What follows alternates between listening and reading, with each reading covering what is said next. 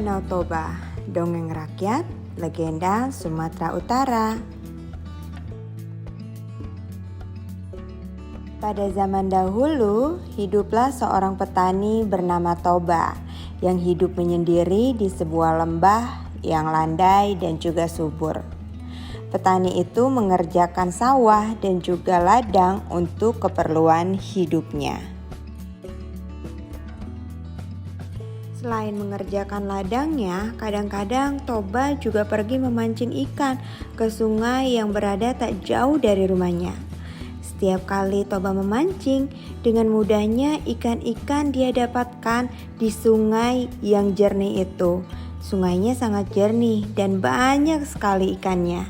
Ikan hasil pancingannya dia masak untuk dimakan. Pada suatu sore setelah pulang dari ladang, Toba langsung pergi ke sungai untuk memancing lagi. Dan tidak beberapa lama tiba-tiba pancingannya itu disambar oleh ikan yang langsung menarik pancingan itu jauh ke tengah sungai. Hati Toba menjadi sangat gembira karena dia tahu bahwa ikan yang menyambar pancingannya itu adalah ikan yang sangat besar. Setelah berapa lama dia biarkan pancingannya ditarik ikan ke sana dan kemari, barulah pancingannya itu ditarik lagi perlahan-lahan.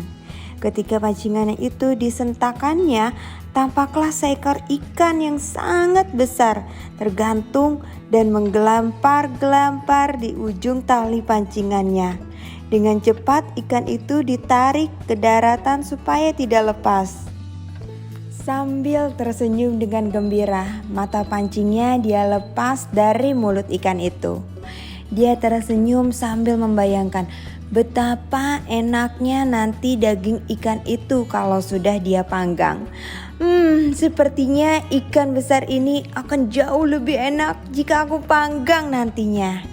Sesampainya di rumah, hari sudah mulai senja. Setibanya di rumah, Toba langsung membawa ikan besar itu hasil pancingannya ke dapur. Ketika hendak dia menyalakan api untuk memanggang ikan itu, ternyata kayu bakar di dapur rumahnya sudah habis.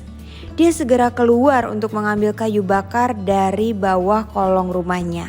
Kemudian sambil membawa beberapa potong kayu bakar, dia naik kembali ke atas rumah dan langsung menuju ke dapur. Pada saat Toba tiba di dapur, Toba sangat terkejut karena ikan besar itu sudah tidak ada lagi. Tetapi di tempat Toba meletakkan ikan besar itu sudah berubah menjadi kepingan uang emas. Toba segera membawa kepingan uang emas itu ke dalam kamar.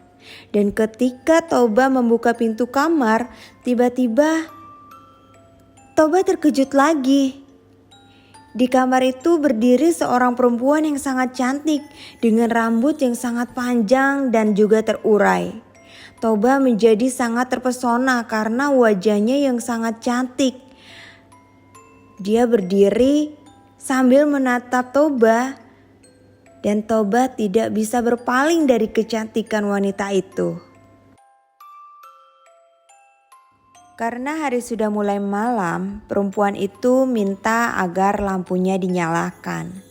Setelah Toba menyalakan lampu, dia diajak perempuan itu untuk menemaninya ke dapur. Karena dia akan memasak nasi untuk mereka. Sambil menunggu nasinya matang, diceritakan oleh perempuan itu bahwa dia adalah penjelmaan dari ikan besar yang ditangkap oleh Toba ketika memancing di sungai tadi.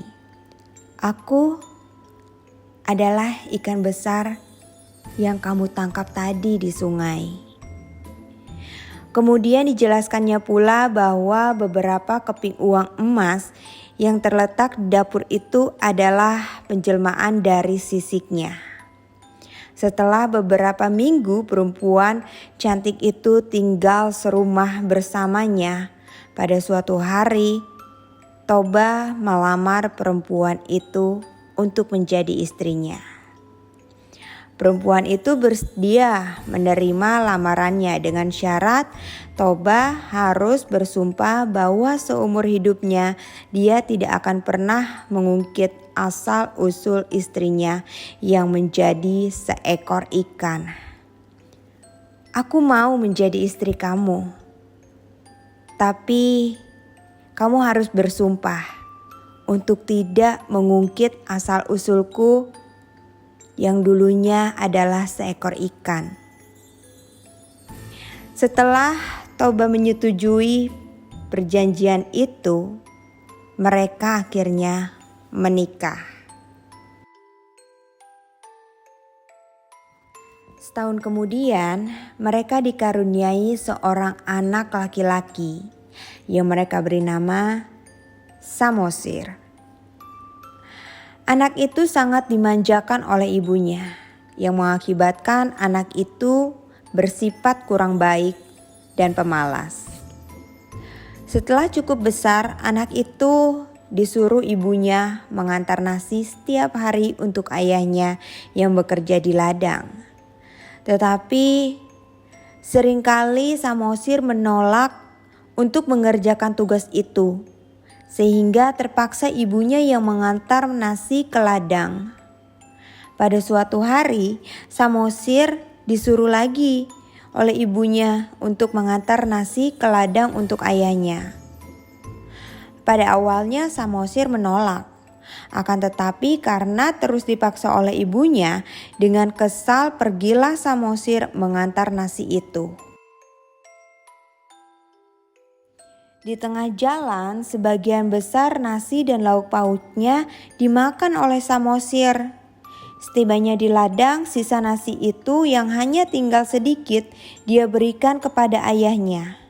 Saat menerimanya, si ayah sudah merasa sangat lapar karena nasinya terlambat sekali datangnya. Oleh karena itu, si ayah menjadi sangat marah ketika melihat nasi yang diberikan kepadanya adalah sisa-sisa saja. Amarahnya makin bertambah ketika anaknya mengaku bahwa dia yang memakan sebagian besar dari nasi itu. Iya ayah, aku yang memakan nasi dan lauk paukmu tadi di jalan.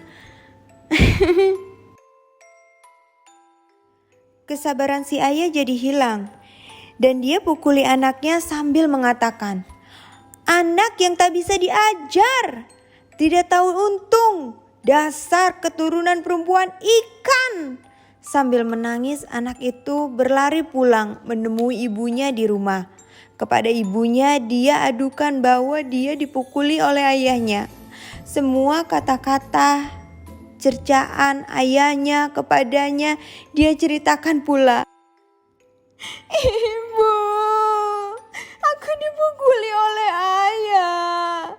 Dan ayah mengatakan bahwa aku adalah anak dari perempuan ikan." Mendengar cerita anaknya itu, si ibu sedih sekali. Terutama karena suaminya sudah melanggar sumpahnya dengan kata-kata cercaan yang dia ucapkan kepada anaknya itu. Si ibu menyuruh anaknya agar segera pergi mendaki bukit yang terletak tidak jauh dari rumah mereka dan memanjat pohon kayu tertinggi yang terdapat di puncak bukit itu.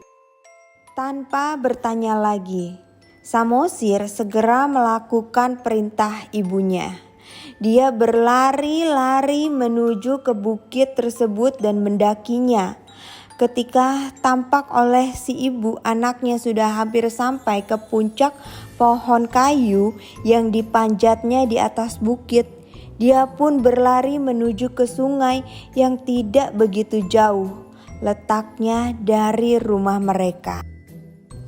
Dan ketika dia tiba di tepi sungai, kilat menyambar disertai bunyi guruh yang menggelegar. Sesaat kemudian dia melompat ke dalam sungai dan tiba-tiba berubah menjadi seekor ikan yang sangat besar. Pada saat yang sama, sungai itu pun banjir besar dan turun pula hujan yang sangat lebat. Beberapa waktu kemudian, air sungai itu sudah meluap kemana-mana dan tergenanglah lembah tempat sungai itu mengalir. Pak Toba dan juga anaknya, yaitu Samosir, tak bisa menyelamatkan dirinya. Mereka mati tenggelam oleh genangan air. Lama-kelamaan, genangan air itu semakin luas dan berubah menjadi danau yang sangat besar, yang di kemudian hari dinamakan orang dengan nama Danau Toba. Dan sedangkan pulau kecil di tengah-tengahnya diberi nama Pulau Samosir.